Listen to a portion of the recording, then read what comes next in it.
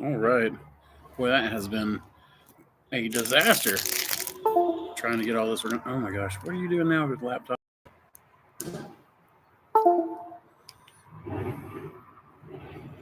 All right. Give it a second for people to show up.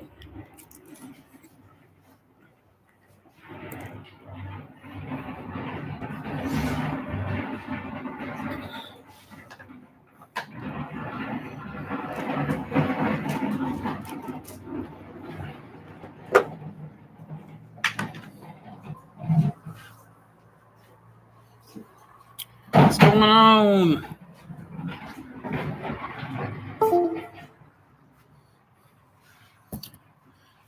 My laptop is not action right.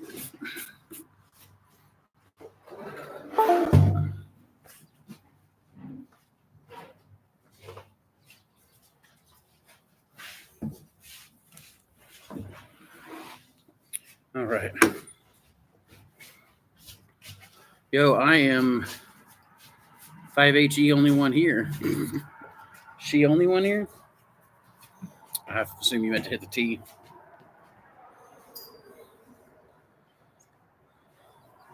Yeah, I normally don't do it Fridays, but I wasn't able to do one last night. And even though we're moving to videos more and more rather than the live streams, still wanted to give at least one more. Nope. I was going to say, there's like 11 now. I'm sure more people will come in. But for now, she's going to be hanging out for about an hour or so. Got people doing production. Well, they just finished up, and then we're all kind of chilling out for the rest of the evening. So there's people working out, and just people getting ready for the sauna, and we're all just kind of chilling. So I figured now would be a good time to answer some mushroom questions.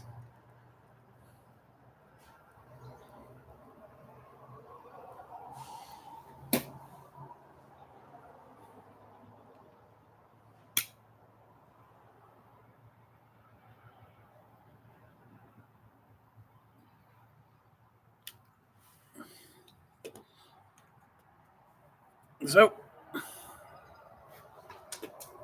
we'll give people a few minutes to join. Some cool stuff's going on, though. Yesterday, I was able to go hang out with Everyman Bio, Josh McGinnis. And we went and did some bioprospecting at the lake bottom, the lime yard, cave down the road, and wildlife view area bog. So we went and ended up getting some soil from a bog as well.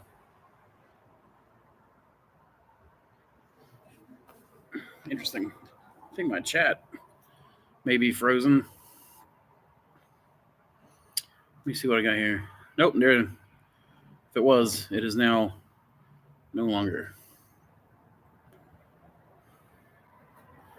Give me 1 second.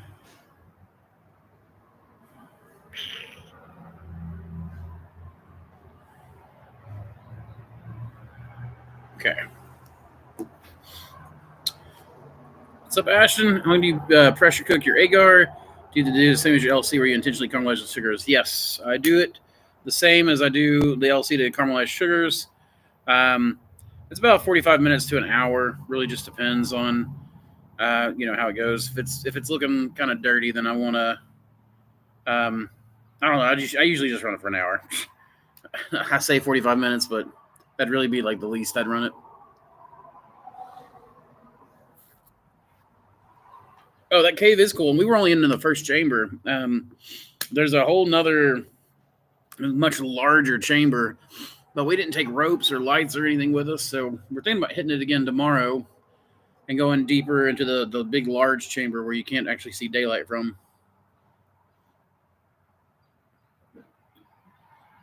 Thank you, Jake. I appreciate that. The weather is nice enough here that I can sit out and have a cigar, and I haven't had a cigar in a while. So, and it's a treat yourself kind of live stream. My horrible habit, but I love it. So, and yeah, man, the cave was just super fun. The Shiitake LC, hey, what's up, Hendrix? Shiitake LC different from king oyster LC recipe? No, I do them both the same. Though I will say that shiitake, I've done high acid plates, and about the only organism I found that really appreciates the high acid plates is the shiitake, and I don't know why, but they grew really, really well on high acid plates.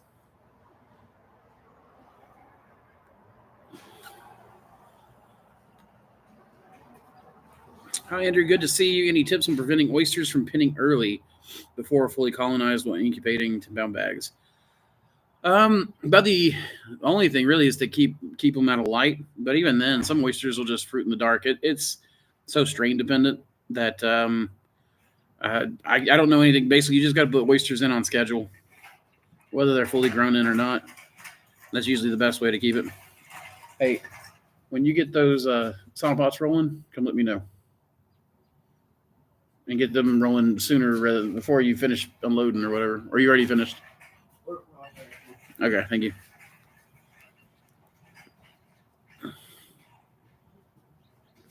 But yeah, that's as far as pinning, man. There's just not much you can do about it. Black bags help a little bit, but then you can't really see contamination as easily.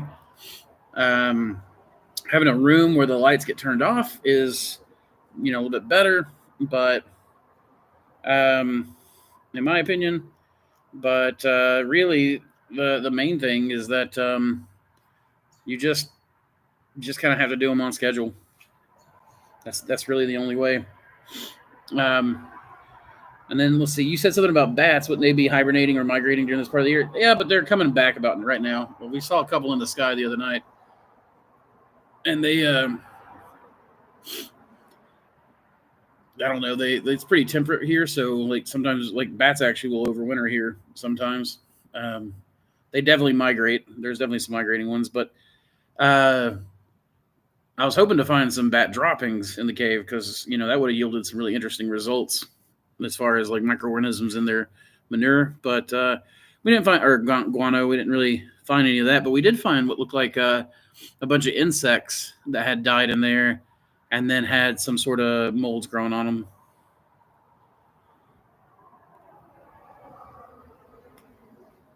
Rough briquettes? I'm not sure I know what those are. Spell out RUF. Like, let me know what that means, Jake. Do you have any tricks on getting old spores to take? I've done 10 plates, no bueno. Thanks, man. So sometimes you can pre-hydrate the spores, and they'll come back a little bit easier. And I found if the spore print's dirty, you want to rehydrate them with water. So just suck some up in a syringe. Get some on a swab, put them in a centrifuge tube of water, and then just let them get nice and wet, and then suck some up in a syringe and put a couple of drops on your plate. And then sometimes that rehydration will work.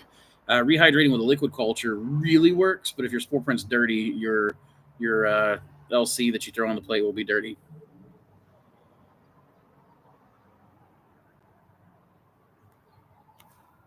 Yeah, water agar would work as long as I don't know, for spore germination it's not quite as good because they don't have a fat reserve to work with. So I don't know. I mean, if you're, I would use sterilized water. So we're talking like you go to you pressure cook a jar with city water, and I don't care if it's distilled or tap or anything like that. You just use it, but I would want it sterilized. I'd want to pressure cook it for about 30 to 45 minutes, or an hour. See, so softer agar definitely is a good way to go. If you're using an inoculation loop, one of the things I like to do is to take the inoculation loop. I'm trying to see if I can balance out the light where I'm not sitting in the dark. See, it's gonna be better if I. So, what you do is you take your inoculation loop, you heat it up till it's red hot, put it on your agar surface, and then as it sizzles, kind of move it like this, and that round section will create this round divot. And then you can place, when you take your spores, you can do your spores right there in that divot, the whole ring, right in there, because you'll create like a little stand, and then you just have that ring over there. And then what you're hoping is that spores got along all of that, and if they're left in a canyon kind of setting, and that canyon will have a higher humidity level, and hopefully some protections, against bacteria growing them just overtaken. Name of the briquette, it just has rough pressed into the briquette. I'm not familiar with that. I wonder if that may just be the brand. Just see what they're made out of. If they're made out of hardwood and they don't have some sort of, if they're made for grills, they probably don't have a lot of additives in them, and they would probably work. Is the information in Mongolian, or is it in English, or what? And if so, maybe you can take a picture and just send it to me.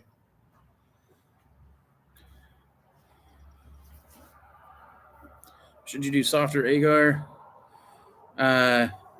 Made mine wrong and it didn't come out, but my son was growing on it. Yeah, I mean, that definitely can be a thing. I like the softer agar for when I'm just doing regular culture work.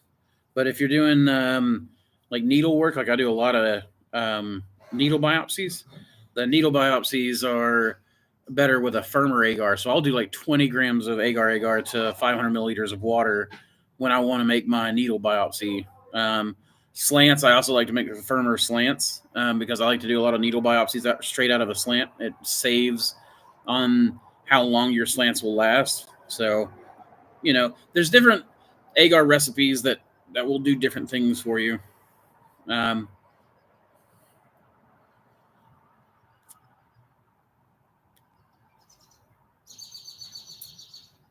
Let's see.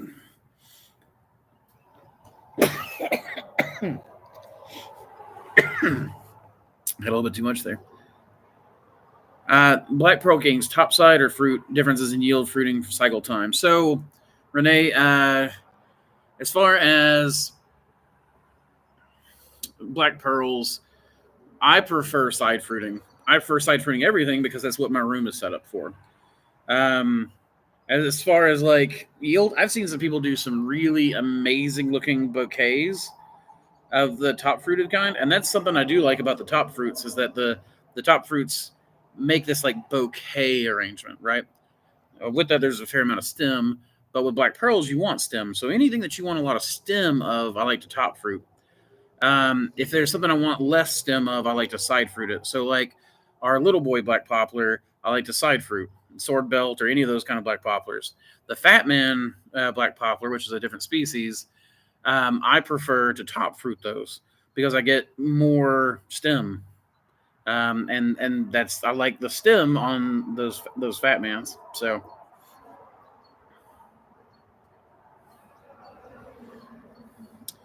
let's see. Great idea is the spores are 13 plus years old. Plates came up clean so far, just to clean up. So, and sometimes, man, certain species, certain strains, and certain spore prints, if they're really old, the spores have really hardened up. That's why I like to prehydrate them. But if you'll wait, like as long as the plates are clean, keep them. You don't know how long they'll take. Jake Howard and I of Jake Howard of the Mushroom Shop LLC, he and I were talking about enoki spores because I was getting really disappointed. My enoki spores, oyster spores for me, come right up most of the time. And I was talking about these enokis that I'm doing. I'm doing these crosses between white and golden enoki, and I am just waiting and waiting. And I think he said that it took some weeks or months before his enoki spores germinated to the point that you could see them. So, depending on what you're growing and depending on how dry they've gotten, I've also heard that for every year that you have that spore print, it loses something like 50% of its viability. So, if it's losing, half the spores the first, or no, maybe that was faster than that. I can't remember exactly. See if that helps at all. The lighting. Come on. There we go.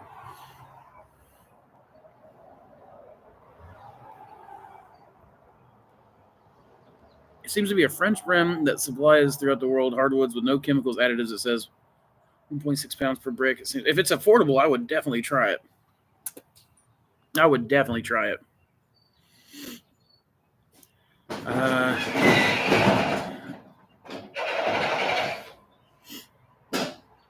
Any suggestions for a box supplier for grow kits? Been looking and not really sure what to look for. So, Thomas, a lot of times if you look for box suppliers in the city nearest to you, that'll be the best place to find someone that'll do custom prints and things like that. I mean, you can get them across the country, but you'll be able to do local pickup, so no shipping. You'll be able to put in custom number orders. You'll pay for the dye for getting the print on your box, but once you have that dye finished, Brody, is it running? Yes. How long has it been running for?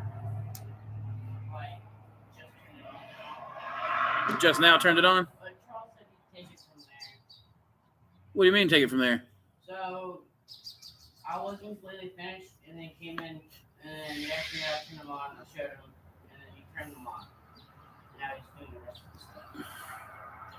But I already vacuumed most of the water out and stuff. Okay, but he knows the reset on power, fog, or up, fog. All right. Thank you. All right. Sorry, guys.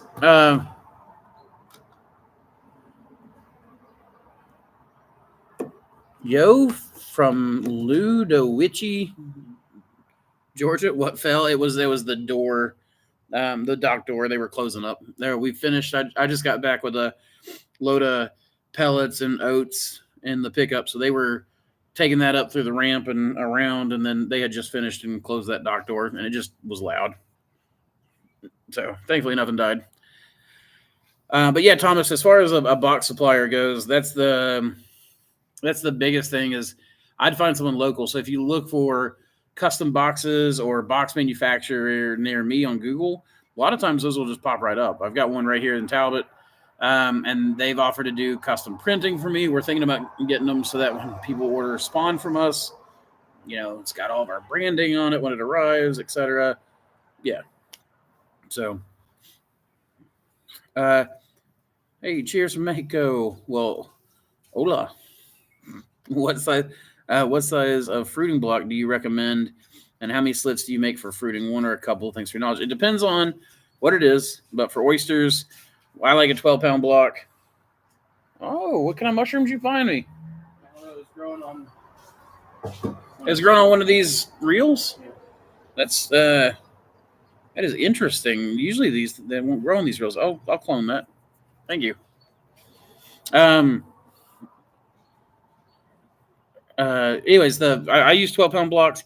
It's all about what you guys can handle as far as what size fruiting block you make.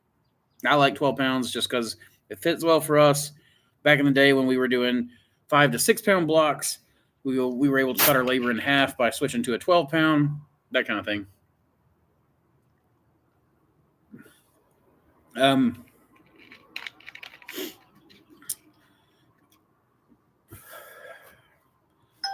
What was the other thing? So slits. We do a U shape, so we cut, and cut, and that creates this U that it makes a flap, and as the oysters grow, that flap grows or opens for it, and then basically everything can pin right there under that U-shaped flap, and it really makes it really protects the pins with humidity from flies. It's a lot harder for flies to get to it, etc. And then for hericiums, we just do a single slit that's about this long. It's about a 6-inch slit along the side of the bag, and then we lay it on its side so the slit's like this, and then the hericium just grows right out of that slit, and that way it's got plenty of anchor space. What kind of microphone are you running for us? It's just my laptop mic. Does it sound terrible? Probably sounds terrible, but I'm outside, and I didn't want to carry my entire studio with me. And Samantha won't let me smoke cigars in the studio, so.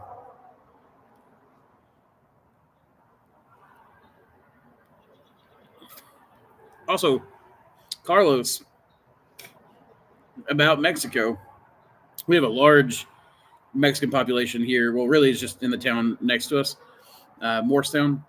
And I never realized. I thought when I first got into this business, I was going to be selling to a lot of Asian cuisine, French cuisine, that kind of stuff. Holy crap! I did not realize Mexicans love mushrooms so much.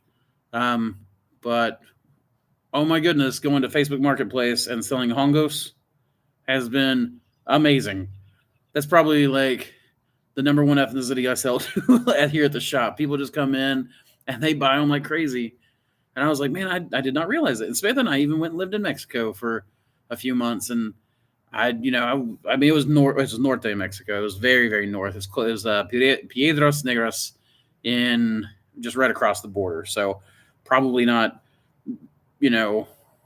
deep Mexican culture. But I never really remember getting fed mushrooms there, so I don't know. It surprised me, man. I don't know if that is something that you're less surprised by, but it really really tickled me. My king oyster bags are forming clumps of yellowing fruiting mass instead of mushrooms. They are side fruiting with U-cuts, and the humidity is 80 to 92%. What's your low end of the humidity? What do you have your low end set on? Is your low end 80%? And then your high end's 92%, because that's the crate. Okay, yeah. So I just saw you on the bottom. Take your low end down to like 65%. So do like a 65-90 split. That should help you a lot with that blotch.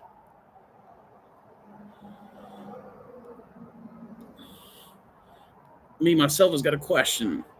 What would you recommend a startup cost to start a small business like yours from start to finish? Well, it depends on what you mean by mine. My business has evolved over the years to where I'm 100% online now. I don't do any restaurant sales or market sales anymore. All the mushrooms I grow are either for photos or for the strains that we sell to test the strains, or for drying mushrooms to sell the dried mushrooms. We sell a lot of lion's mane. I've got about 450 to 500 pounds of lion's mane growing right now that I'm about to have to dry down. So, it really just kind of depends on what you mean by that. However, you can get away with, a few $100s to start with if you just want it as a small side income. And then there are ways to have a quicker ROI, like buying ready to fruit flocks is more expensive, but that'll speed your process up so you start getting a return quicker. And then you can use the money generated from that to work into buying your laboratory equipment, and then start saving money doing your own lab work, fruit block production, etc. 406, I don't know. That ends up happening, man. It ends up happening where it's like over and over and over again. I've had to reset my chat. YouTube's got some weird stuff going on here lately for the live streaming.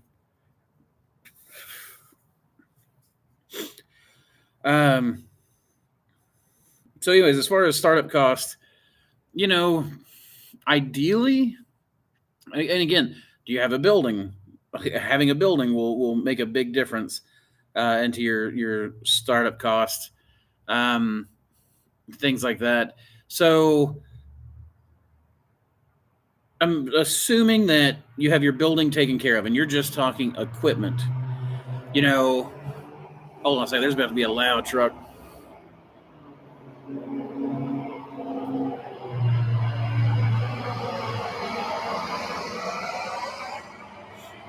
All right, so I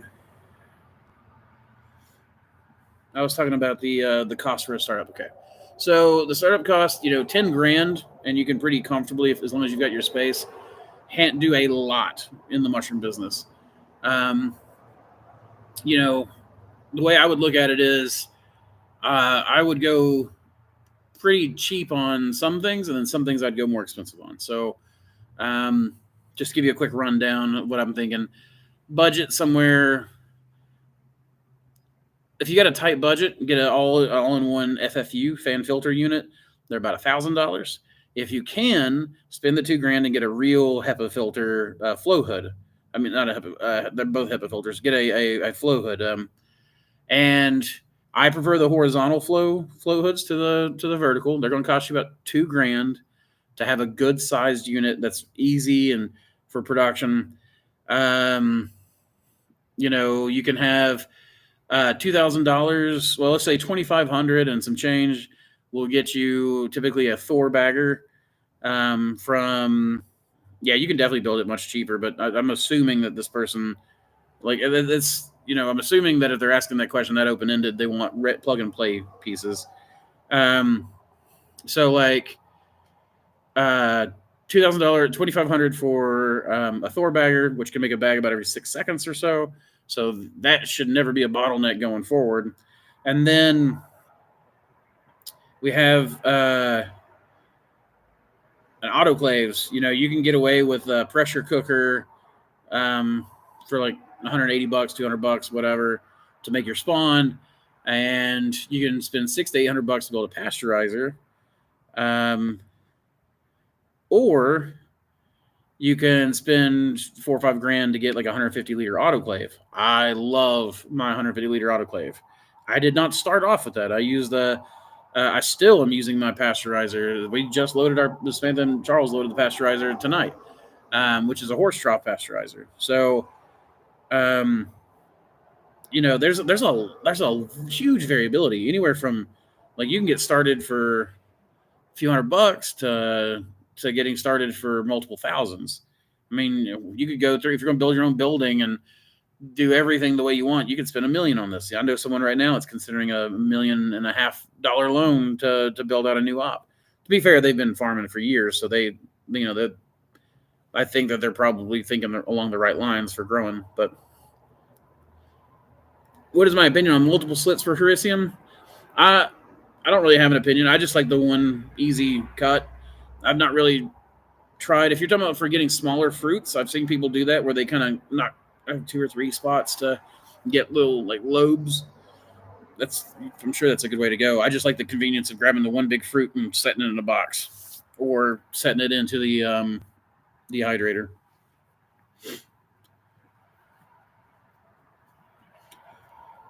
What do you think about continuous band sealer with the small conveyor belts? I think they're really cool, and I've seen a couple of farms use them. I think they're a really good idea if you have a bag tumbler. The way I saw it, the farm I saw was Fox Farm and Forage out of North Carolina, Apex, North Carolina.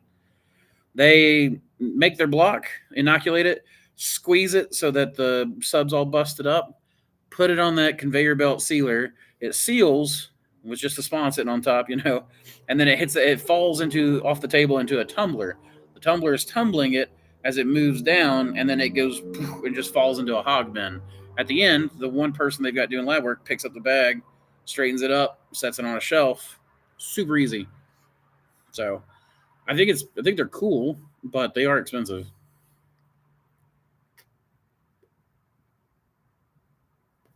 Have you smoked mushrooms like lion's mane or made mushroom bacon with Hericium?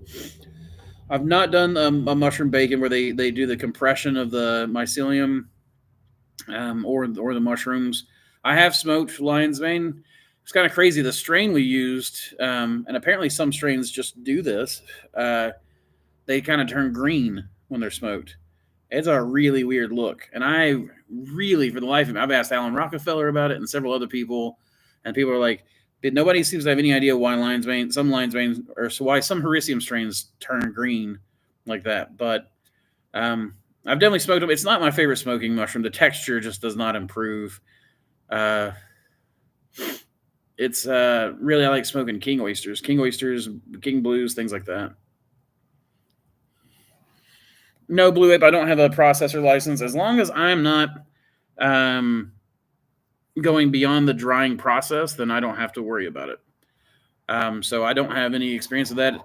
But from what I've heard from other people in other states, you know, they don't have issues getting the processor license. Usually, you know, it's all about the setup and the inspection. Yeah, you can build a flow hood for much, much cheaper than what you can buy them, for sure.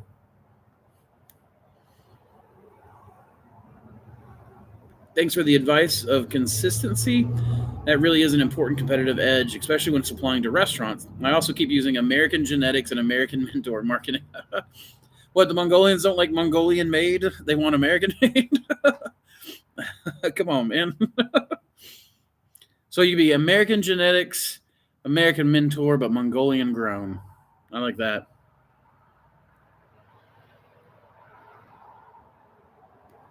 Cambro Element Series shells are costly but worth it. Mobile, of course. That sounds good. I'll have to look into that. I don't think I've got that brand. the luxury of having a flow hood is great. So go build one yourself. Absolutely. Build one. We built our second one. I bought my first one. And then I'm going to be buying my third just because I don't have time these days. My time is probably the one thing I have the least of. So it's hard for me to get through and contact everyone all the time, and let alone sit down and build some projects out. So I know I'm focused so hardcore on the bioprospecting and the mushroom breeding right now that takes up an enormous amount of time. In fact, yesterday when Everyman Bio, Josh was here, I got to show him my bag of tentacles. My bag of tentacles is my honey mushroom. I took honey mushroom spores and germinated them, and then cubed up the agar and threw it in a bag. And now I have these like modified rhizomes, rhizomorphs that are just growing all through the bag, and it looks like something out of Stranger Things. It's so creepy. I love it.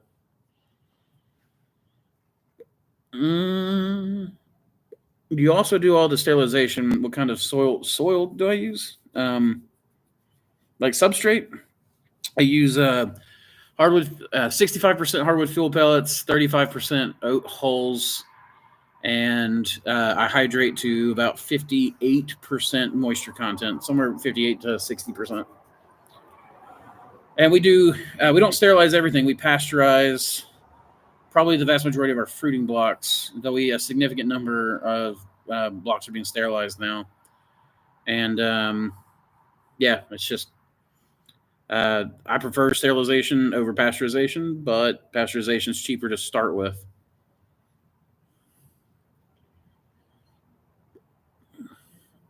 Nope. I think I let it go out. Let's see. Totally, a lot of goes down the center. So is that what it is? That's a South Mexican, Central Mexican thing. I'm hoping to travel to South Mexico this year. I know Alan Rockefeller is going, and he and I were talking about going together potentially.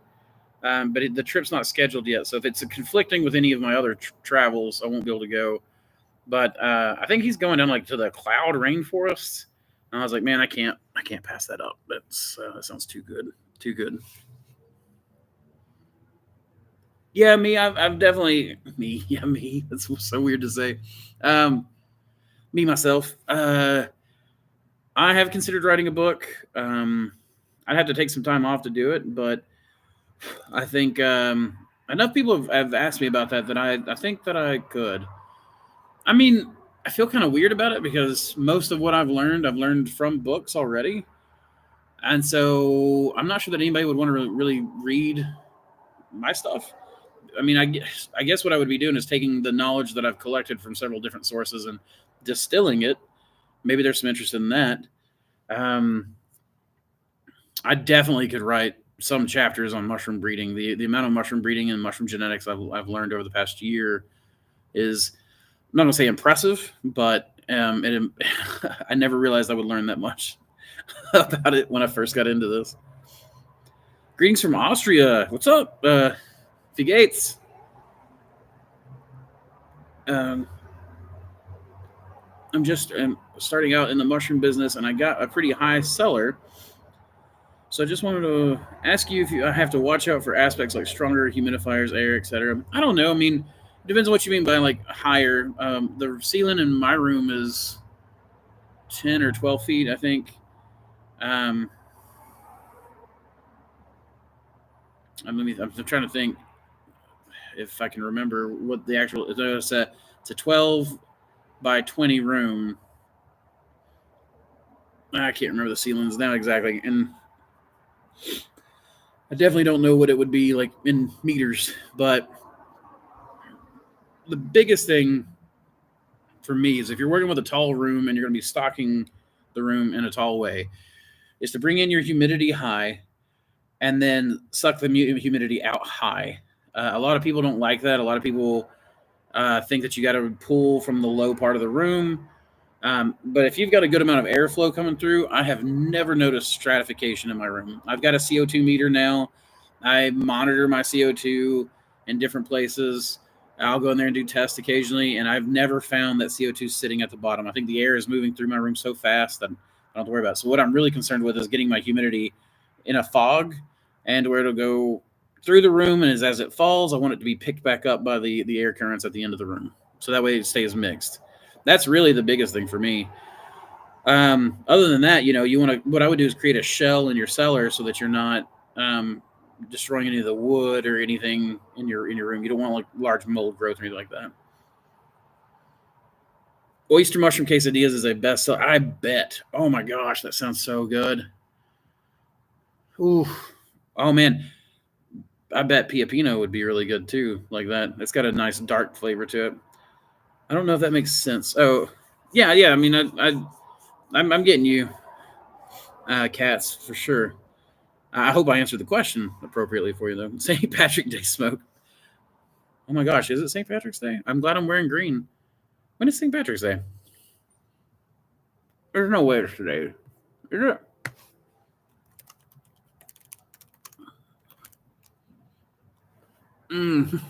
Okay. It'll be on the 17th. I was gonna say it's the first. Um, we'll have one. We'll have one on the 17th then as well. We'll have to put one aside for that for sure. I actually recently-ish had a dream fulfilled. Ever since I read the Foundation series by Isaac Asimov. So Asimov writes Foundation, right? Yep. In there's several characters that they're talking, and as they're discussing stuff, like this one guy walks into another guy's office, and the guy opens a box of cigars and offers him one. And I was like, man, I've always wanted to own a box of cigars. So I finally broke down and bought a box of Maduros, of Romeo and Julieta Maduros. Oof. It's like a dream come true. And when people come over, I get to offer them cigars now, and that makes me happy. Hey, thanks again for the call today. Oh, hey, Chris. Yeah, absolutely, man. I'm glad to see you on here. Do I still play with monotubs? I never played with monotubs. I'm not. I'm not really sure. I think the big boom around them and the big interest in them is mostly psilocybin related, and that's probably why I didn't get into them as much. I mean, I used aquariums and stuff for a little bit. I think I may have tried one monotub.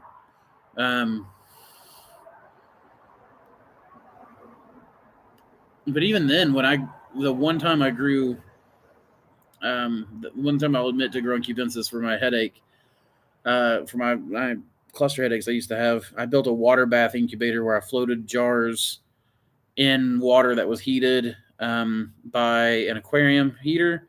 So it was kept about 78 degrees. And then I had an aerator stone going just to keep the humidity up. And that was crazy. Like that worked really, really well. So I never worried about monotubs or anything like that. So it's safe to say 10,000 to a million. I mean, again, like I started off with less than that. When we started, I couldn't rub two pennies together. So you can start with nothing. You can go to the grocery store and grab some oyster mushrooms and wrap the stem butts in cardboard, and that can be the beginning of your journey. In fact, I've thought about doing a low-cost cultivation series of videos. But I mean, that's another series I would have to work on top of the series I'm working on this year, which is primarily all about bioprospecting. Why do you prefer sterilizing? I prefer sterilizing because of the assurance that you're getting a clean product. Also, sterilizing tends to be done under pressure, and those autoclaves they don't have to run 24/7. So when you're pasteurizing, you can get it to where it cuts off and on a little bit and down, but pretty much you're just brute forcing steam through that chamber to make sure that everything gets super pasteurized. But with sterilization, it just turns on off. The elements do, so you're only running about half the time, and it saves so much money. And the run's only 2 hours versus 36 hours. That kind of thing. So my boiler for my pasteurizer is 9 kilowatts. My autoclave is 9 kilowatts. My autoclave I can run 2-3 times a day, and it stays at temp for 2.5 hours. But my pasteurizer stays at 9 kilowatts for 36 hours. I mean, you can see the difference in what we're having to do there. So, what do you think about Gary? I think he's a cartoon superhero now. I'm not sure exactly what you mean by that, but I like Gary. I haven't watched any of his recent stuff. I've noticed that he's changed things up on his channel, and I've not really checked into those. But Gary's a smart guy, and he's now considered a disruptor. I don't know if you guys saw my Instagram post about that. He and I both were on. Got me tickled. We're now. I called it a disturber of the peace since Gandalf. I just recently watched Lord of the Rings, but he has that. He was on that list with me, and so I was like, Gary, look, we're disturbers of the peace. But yeah, I don't know anything about his new stuff. I know he's got a good head on his shoulders. He seems to do things in a very regimented manner. And he and I have talked about this. I have a messier way of doing things that works for me that I think that he would be uncomfortable running. But he's got a very regimented way of doing things that I would find uncomfortable. And so there's just a big personality difference there. The good news is that his methods are easily distillable and my methods are a little squishy, right? So I impart to you, add a pinch of sugar and a dab of salt and a daub of olive oil and, a handful of flour. And he's over there telling you 2 cups of flour and, a tablespoon of butter and, that kind of thing. So it's just 2 different styles of doing things. One is more distillable and pass onable. One might say civilized. And one is more experience based. So you might say mysticism, I guess. I don't know. But sure, we would like to read the book. Well, I appreciate that, David. I'll have to look into that. I know what the fungus said that really the only way he was able to do it was he ended up renting an RV, I think, and just like staying in it away from his wife and children and the farm for like 2 months and did nothing but just work on the book. But I don't have time to right now. I've got keynote talks I'm doing. So I'm speaking at MycoFest this year. I'm speaking at the Oklahoma Mushroom Festival. I'm supposed to be going to 2 or 3 other festivals. I've got 2 or 3 bioprospecting trips, a potential trip to Japan and Belgium, and maybe even the Virgin Islands. I don't know. I just got an offer to go down there for I was like, that sounds pretty cool. I'd love to hit some reishi fields down there, but it's just there's a lot of stuff going on, and a lot of travel, and so I've just got to make sure I can do all that stuff. But where are we at? Okay. Oh, Dami Darko, guten Nacht. Wie geht's du? I know a little. What, Exprechen Sie, not kleine Deutsch? I don't know. I'm terrible at it.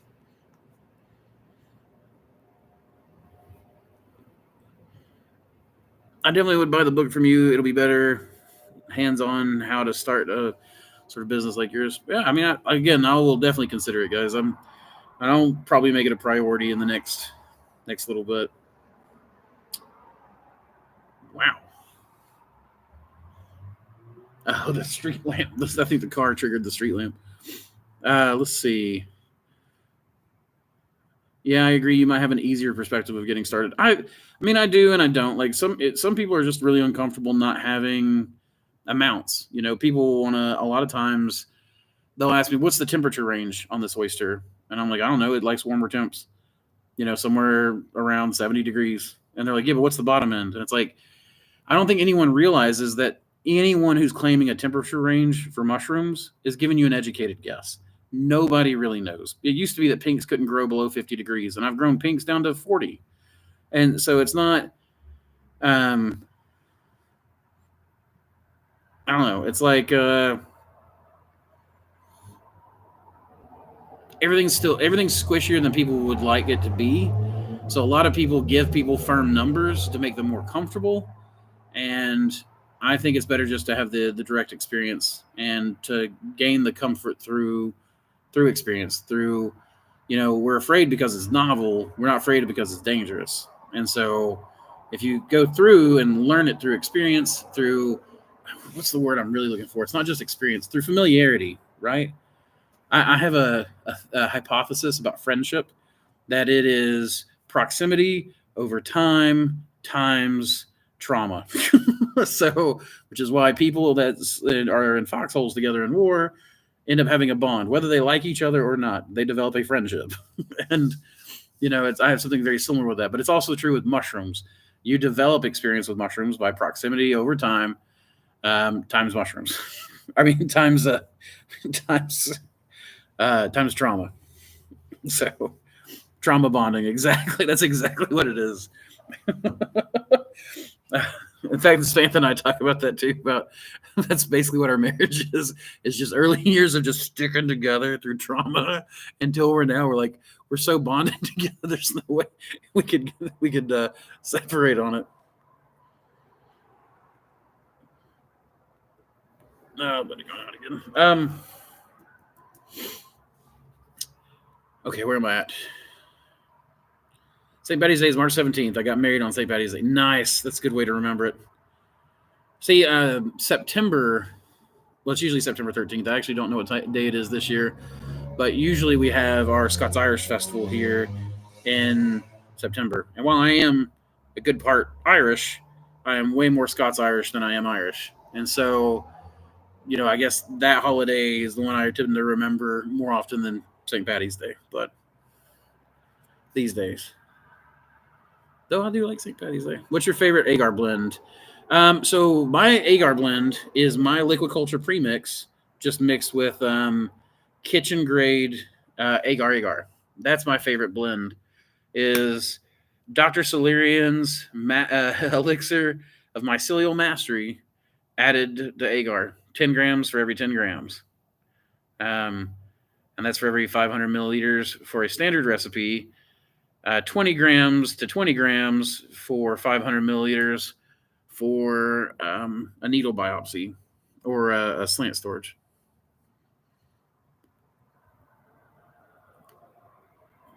Is a steam sterilizer the same as a pasteurizer? A lot of people call a steam sterilizer a pasteurizer. It is not technically a sterilizer. It is a pasteurizer.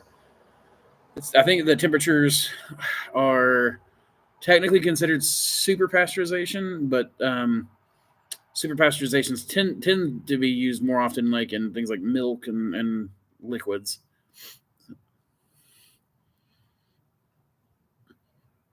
Thoughts on using worms on spit substrate? I love it. I absolutely love it. Jesse Campbell of Missing Meadows Mushrooms, who is actually, I don't know if the Missing Meadows is doing anything more. I know he now does the editing for Mycena Media, which I think Mycena Media is Alan Rockefeller's media company. And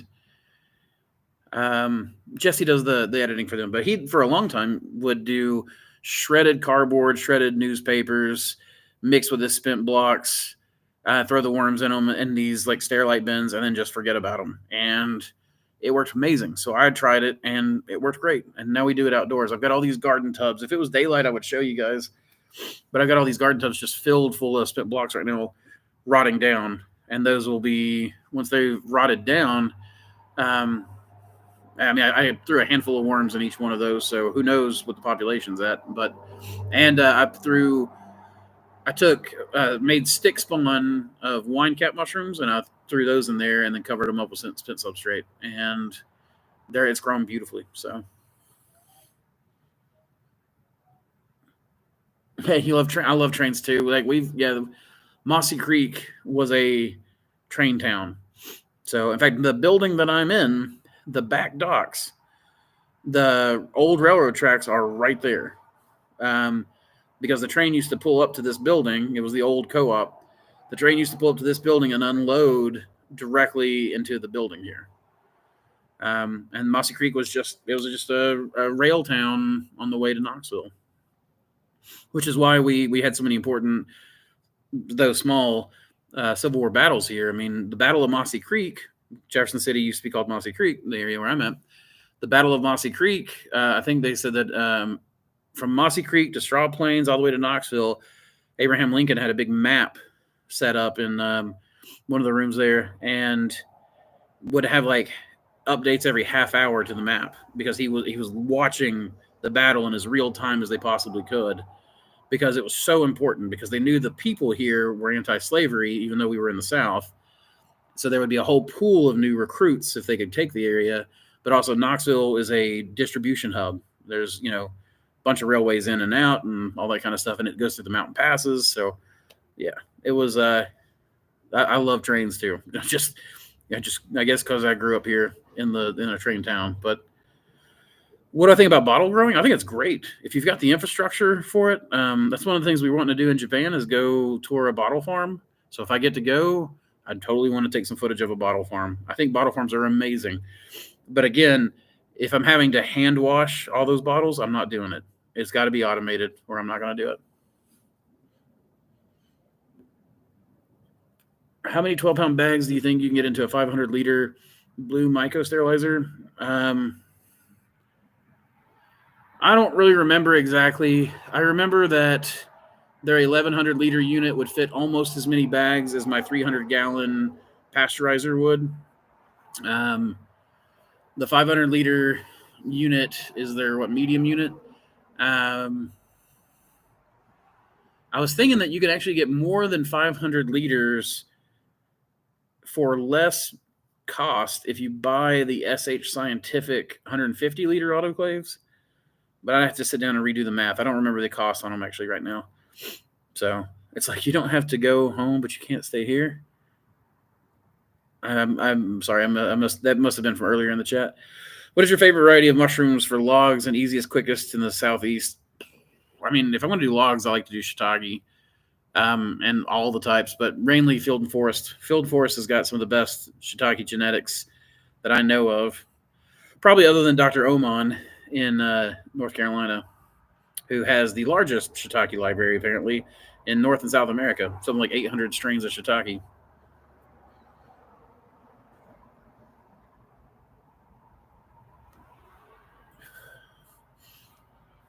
Let's see. Who's amazing tentacles? Hongotopia says, hello from Bolivia. Well, hola, I have a question. Some of our dried hericium turns black. What do you think about that? Is that so I've had that happen. They turn green or kind of a dark black color. It's like just a ghosting of the black. Or do you mean, is that dried? Yeah, okay. I've seen that. I don't know how to explain it. Some hericiums just do it. Some more than others. How often are you changing the discs on your House of Hydrofoggers? Thomas, I have not changed the discs on my fogger the unit I've got right now is new, 3 months ago maybe. So I've got maybe 3 months worth of use on it. I've got a commercial I've got to make for him just because, I'm affiliate. Like they've got that affiliate link for me, and he just really hooked me up here lately, and I'm like, man, I want to make him a big ass commercial. So, but that's I don't really change mine very often. Mainly we just clean the lime scale off, and we've not really had to change them much. Only if we see that like you can see when the vibration gets weak. When the vibration gets weak, that's whenever that's when I'll change them. Excuse me.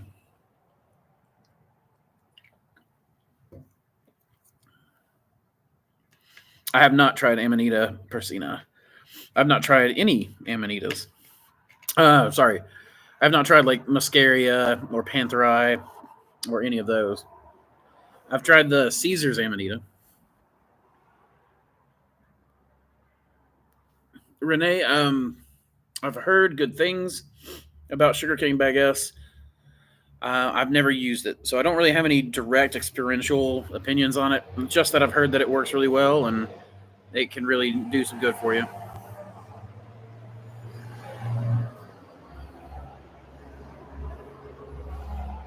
Oh, my place looks like a train station. Yeah, kind of. I mean, definitely on the backside. There's like an old grocery store in town and a bunch of buildings, and it's funny because there's it goes uphill from the railroad tracks, and so you got the railroad tracks. These buildings go straight uphill, and they've got in the old grocery store this hand crank conveyor belt where they would unload boxes of groceries like produce and goods and that kind of stuff, and they would set them on the bottom of this conveyor belt, and they'd get hand cranked up that conveyor belt into the top floor of the grocery store here. So, uh, and then yeah, this whole front dock was where people would come in their pickups and stuff to pick up grain. I remember coming here when I was a child, and this place was still active. Like I'm a very young child with my grandfather. But then they like maybe once or something. Then they built a new one.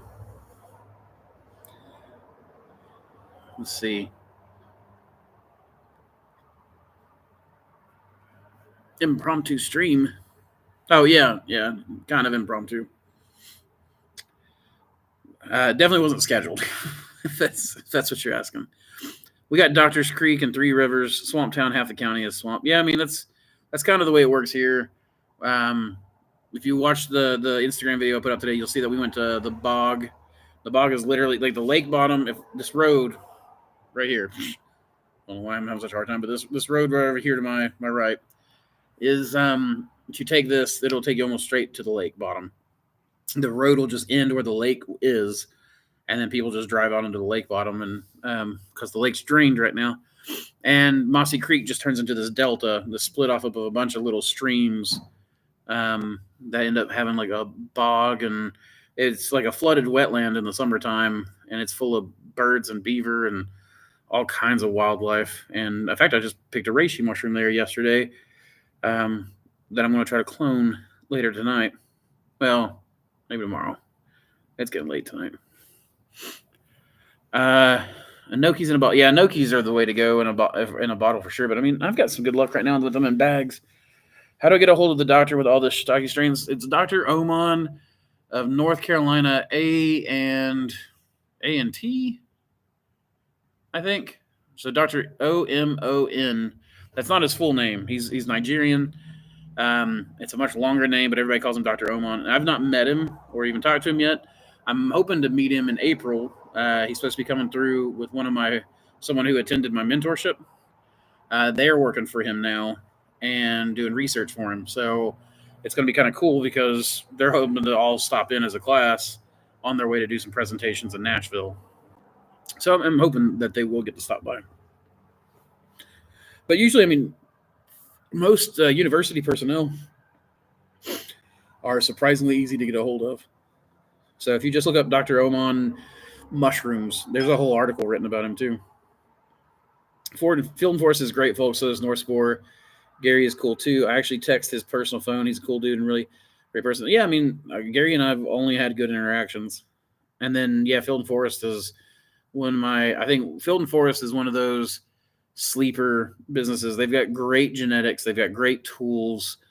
And then for some reason, people just don't talk about them. Do you know any sources of good, reliable wood ear cultures? Aloha Medicinals used to sell some good ones. I don't know if they still sell them or not. I'll say be careful because I was promised lifetime access to strains I've bought from them and strains that I've traded to them. And this last time I went and tried to get my strains and where they've been bought out, they said they're no longer honoring those. So if they tell you that you have lifetime access, they will not give you lifetime access to them. Bag of ass.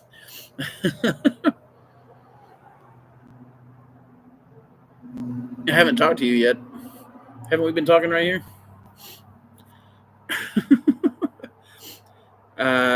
Why do you use a 65-35 mix for substrate instead of traditional Masters mix at 50-50? And also, why oat holes and not soy?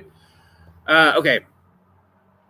So, someone mentioned to me that they had gone down in their supplement. I was like, okay, I'm going to try this because obviously if we can use the least expensive part if we can use the most expensive part in a smaller amount, then that'll be some gains, right? every bag will add up. If you're saving 20 cents a bag and you produce thousands of bags a year, that adds up. So there's that. But I tried it, and when I went down, my yields didn't change. Not only that, but I noticed I started having less bacterial problems in the grow room. And I mean, I never had bad bacterial problems like some people, but I think because of the dry spell that we do in the grow room. But it really ended up just going away. And I was like, okay, that's cool. And then someone, Seth Fisher of Mushroom Media Online, had oat hulls, and he wanted me to try them for people who didn't want to use soy because they could get organic, I think. Anyways, I tried the oat hulls, and the oat hulls, where I was already at 35%, I just kept it at 35%. And no, I think I tried on 50-50 for a while, and 50-50 didn't, I don't know, it just seemed like my yields were a little weaker. I was like, it's kind of odd. But then when I cut them back down to 35%, I started getting the Pathfinder's oyster, which is, we call it the teacher a lot of times because that thing is hard to grow sometimes without bacterial blotch. I've never not had a perfect crop of Pathfinder since. And all of my bacterial problems vanished completely. My yields were better. My blocks look better. My blocks smell better. I don't have to worry about soy. Certain types of soy would break some of my employees out. Like we would pour the bags or whatever, and they would get red itchy spots all over them. And we don't get that with the oats. So that's one of the reasons why I went to it. And then I just stuck with it because as the prices of soy went up through COVID, oat hulls just continued to stay stable. And they're not that much more expensive. In fact, they may not even be more expensive now. But that's why.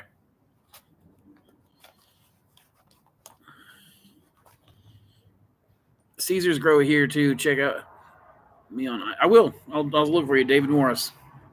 Yeah, I've got my iNaturalist account going as well. I've had success producing multiple flushes of Black Pearl Kings on pasteurized baguettes back in 2022. Nice. Yeah, I mean, baguettes I've heard works really well. You think we can grow mushrooms off of peat, bog peat? I don't know. The thing about peat, like peat moss, bog peat, cocoa core, is that these are basically empty calories. They're non-nutritive for the most part for mushrooms. It's possible that it would grow. I think people have grown on peat quite fine for cubensis and stuff. The problem is that from what I've seen, you're better off just growing off grain instead of going so heavily. Like people would take peat and then they'll heavily spawn it with grain, or cocoa core and then they heavily spawn it with grain. And I'm like, you'd be better just with just growing off the grain. So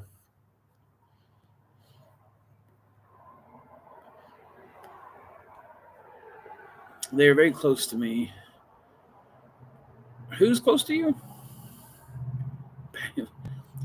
It's always made me curious as to how it would do as another goat mix, maybe donkey mix. I mean, just call it what it is, the wild ass mix. And then you mean that in the biblical way. There you go, right? Let's see. Hey, MCM, enjoying your con as always. Thank you, Myco. Which gourmet strains did you ever try to grow in a monotub? None. I never tried any. Or no, I did try gourmet in a monotub, I think, a couple of times. But again, like what I was talking about earlier, I did a monotub maybe for 2 grows or something, and then I just switched to aquariums and never looked back. I've always really disliked monotubs. Hey, Savior B's got wood ears. Who was asking about wood ears earlier? Whoever was asking about wood ears, Savior B here in the chat's got some. Are those wild, or did you trade for those or buy them? B. Absolutely. Ganoderma curtsii. That's what the southern reishi. Yeah, I'm hoping to replicate some academic research in shiitake, and I'm hoping to find some of the strains mentioned. Thanks for the lead. You're very welcome.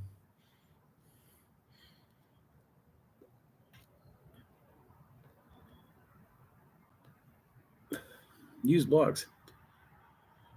No, my grain. Oh no, it is do more. I think. No, Producer's Pride. We get Producer's Pride. That's what our grain is. It's Producer Pride's oat.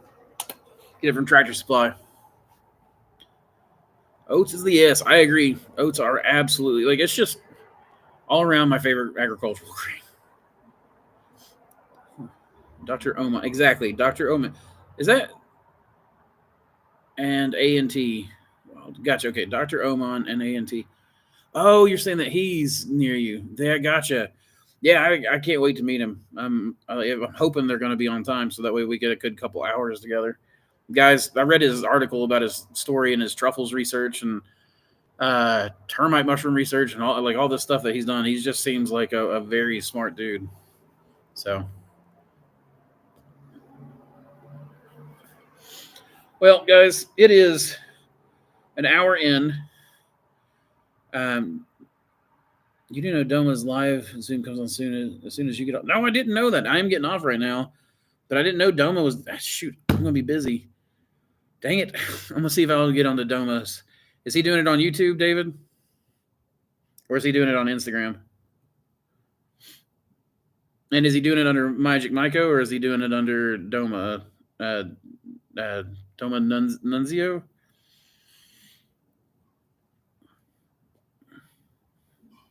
I'll wait for the answer before I jump off.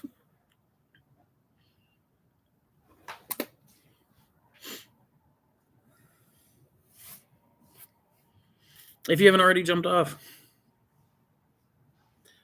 You're welcome, Mr. Evans.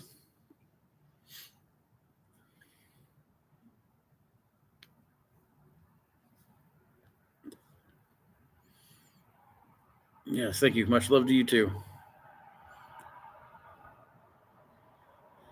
Yeah, Savior B is on our Discord as Savior B, so it'd be a good place to catch him. Do you think those huge flush pictures you've seen on Instagram and stuff are pure grain, or I don't know, Hendrix. It depends on who we're talking about, but some of those are definitely coca core grows, but they're heavily grained. So the question is, are they pure grain or are they just heavily grained? And I'm not sure what the difference would be necessarily. David Herrera, the easiest way is to support us on Patreon. Once you sign up for Patreon, the first charge happened today. So honestly, the next time we're onboarding people to our Discord will be in about a month. It'll be the first of next month. So, I mean, if you support us at any tier level, then then you get Discord access. The moment your card's charged, the automated system should add you on there. You're absolutely welcome, guys. Zoom. Oh, you said Zoom earlier. My bad. Well, cool, guys. I will see you all later. Thank you so much for joining me, and remember to keep spawning culture, y'all.